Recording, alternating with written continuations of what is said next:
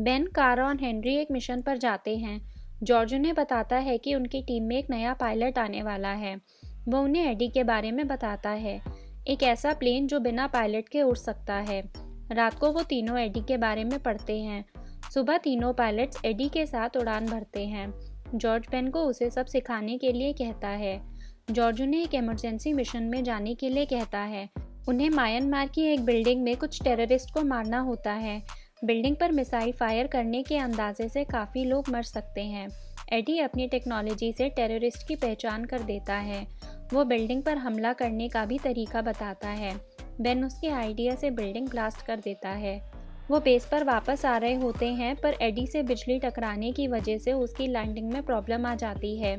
Tim AD को ठीक करता है, पर वो पहले जैसे काम नहीं कर रहा होता। बेन जॉर्ज को एडी को मिशन पर ना भेजने के लिए समझाता है, पर वो नहीं मानता। जॉर्ज उन्हें तजिकिस्तान एक मिशन पर जाने के लिए कहता है एडी के साथ। बेन के काफ़ी समझाने पर भी वो नहीं मानता। वो चारों उस जगह पहुंच जाते हैं जहां न्यूक्लियर बॉम्ब्स होते हैं। कारा अटैक करने से मना करती है क्योंकि वहां काफ़ी लोग हो सकते हैं, पर जॉर्ज उसे फिर भी अटैक करने के लिए कहता है। बेन मिशन कमांडर होने की वजह से मिशन अबॉर्ट करने को कहता है, पर एडी उसका ऑर्डर नहीं मानता और वो लोकेशन पर ब्लास्ट कर देता है, जिसकी वजह से कई लोगों को नुकसान पहुंचता है। बेन एडी को उसका ऑर्डर ना मानने के लिए गुस्सा करता है। एडी अपना लिंक बेस से डिसेबल कर लेता है। जॉर्ज बेन से उसे ढूंढने के लिए कहता है। जॉर्ज ऑर्बिट से भी प्लेन ढूंढने के लिए कहता है क्योंकि उसी ने ये प्लेन बनाया था। बेन एडी को मारने की परमिशन मांगता है, पर जॉर्ज उसे कुछ जवाब नहीं देता। बेन को कुछ जवाब ना मिलने पर वो खुद ही डिसीजन ले लेता है। वो हेनरी को एडी को मारने की परमिशन देता है, पर एडी धोखे से हेनरी को ही मार देता है। कारा के प्लेन को भी हेनरी के क्रैश से नुकसान पहुंचा होता है। जॉर्ज एडी का रिफिल करने का कोड चेंज करने के लिए कहता है। वो बेन को उसके पीछे जाने के लिए कहता है। बेन कारा से बेस पर वापस जाने के लिए कहता है। एडी प्लेन रिफ्यूल करने पहुंचता है।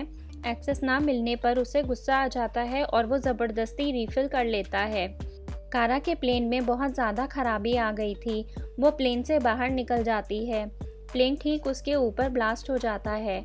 उसके पैराशूट में आग लग जाती है।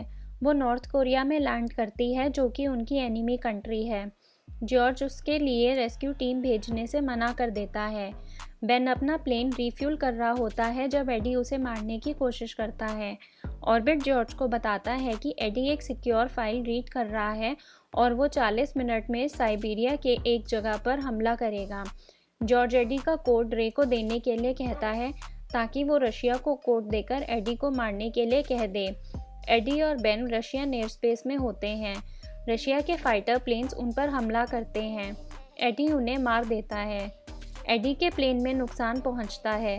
बेन उसे बेस पर वापस चलने के लिए कहता है और एडी उसकी बात मान जाता है। बेन उसकी आग बुझाने में भी हेल्प करता है।